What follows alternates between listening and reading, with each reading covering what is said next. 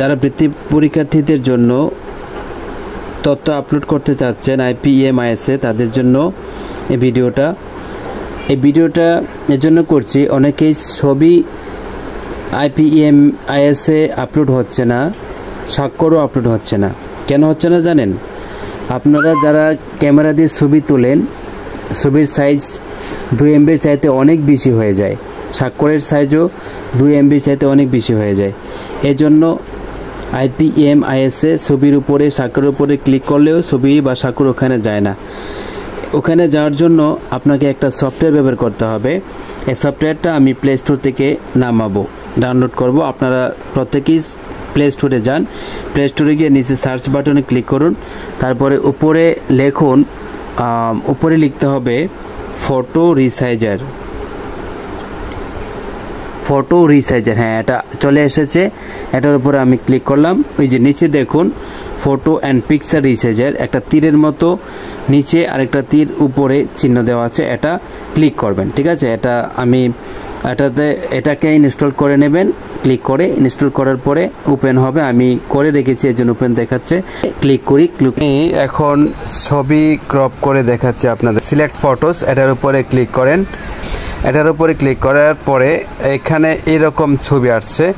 এই ছবিটা যেটা আমি ক্যামেরা দিয়ে ছবিটা তুলেছি, কিন্তু এই ছবিটা দেখুন, প্রথম ছবিটা 6 MB, পরের ছবিটা 6.1 MB, এর পরেরটাও 6.1 MB।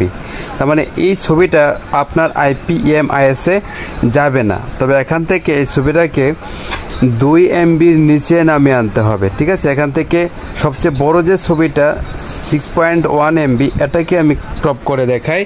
এটাকে আমি সিলেক্ট করলাম। সিলেক্ট করার পরে নিচে যান, সিলেক্ট ওপেন ওয়ান অ্যারো, এটার উপরে ক্লিক করেন। এটার উপরে ক্লিক করলে আপনাকে এরকম অবস্থায় নিয়ে আসবে। তারপরে নিচে দেখুন আছে রোটেটের পর আছে ক্রপ।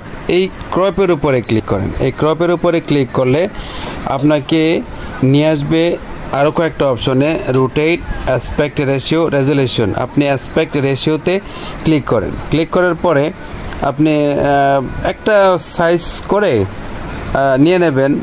100x100 হিসাবেও কাজটা করতে পারেন, তাহলে 2 MBর নিচে চলে যাবে। ঠিক আছে, আমি এইভাবে করে নিলাম। ঠিক এইভাবে করতে পারেন, এভাবে সেটিং করতে পারেন। একটু চাপদা ধরে এভাবে আপনি সিলেক্ট করতে পারেন। এখানে আমি রেখে দিলাম, বা একটু লম্বাও করতে পারেন, একটু বড়ও করতে পারেন। এটা রেখে দিলাম। ঠিক আছে, রেখে দিয়ে আমি এই যে নিচে আছে ক্যান্সেল, তারপর আছে ক্রপ। এই ক্রপের উপরে ক্লিক করলাম। ক্লিক করার পরে এটা এখন সেভ হয়ে গেল। ঠিক আছে, এটা সেভ হয়ে গেল। এখন আমি উপরে যে রিসাইজ আছে, এটার পাশে এরো আছে, এটার উপরে ব্যাক দিয়ে যাই। ব্যাক দিয়ে যাওয়ার পরে আবার আপনাকে এরকম অবস্থায় নিয়ে আসবে। আবার সিলেক্ট ফটোস, এটার উপরে ক্লিক করেন। এটার উপরে ক্লিক করার পরে একটা স্বাক্ষর এখানে আছে। এই স্বাক্ষরটার মধ্যে লেখা আছে আমিন। এটার সাইজ দেখুন 2.9 MB, অর্থাৎ 2 MBর চাইতে বেশি।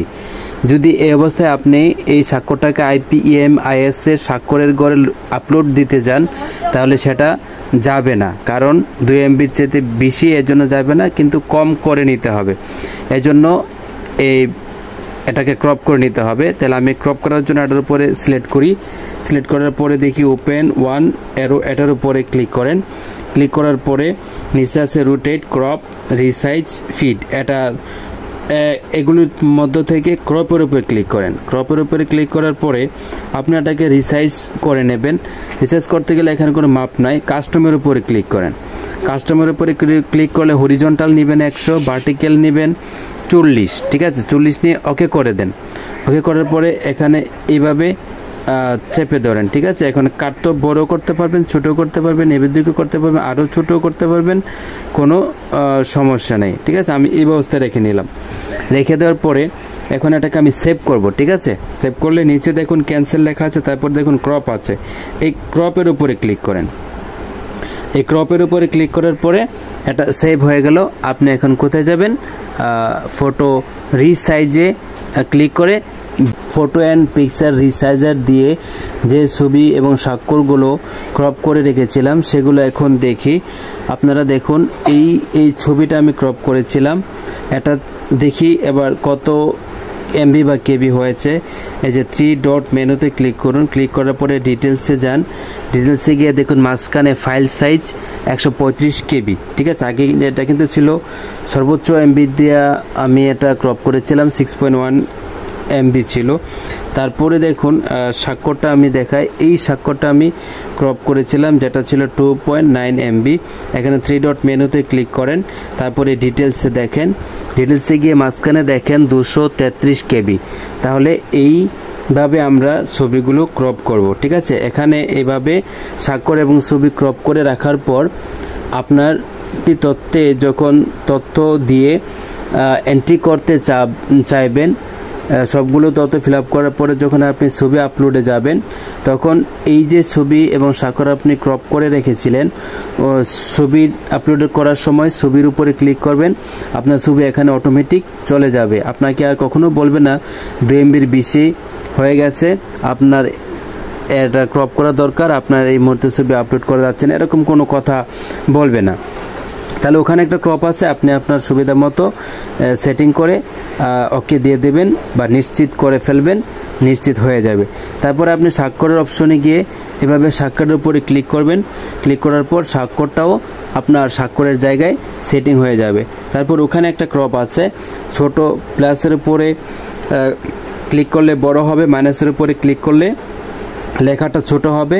আপনার বড় করার দরকার হলে বড় করে নেবেন, ছোট করার দরকার হলে ছোট করে নেবেন। তদ্রূপ ছবিও এভাবে কাজ করবেন, করে নিশ্চিত করে দেবেন। নিশ্চিত করে দিলে আপনার ছবি এবং স্বাক্ষর যার যার জায়গায় সেটিং হয়ে যাবে। তখন আপনি নিচে থাকা সাবমিট বাটনের উপরে ক্লিক করবেন, ক্লিক করলে আপনার প্রোফাইল সাবমিট বাটনে চলে যাবে। এভাবে আপনার ছবি এবং স্বাক্ষরের কাজটা ক্রপ করে শিক্ষার্থীদের বৃত্তি তথ্য আপলোড করতে পারবেন। আশা করি ভিডিওটা ভালো লেগেছে। যদি কারো উপকার হয় তাহলে লাইক, কমেন্ট এবং সাবস্ক্রাইব করে ফলো করে পাশে থাকবেন। আজ এ পর্যন্তই, পরবর্তীতে আবার দেখা হবে নতুন কোনো ভিডিওতে। খোদা হাফেজ।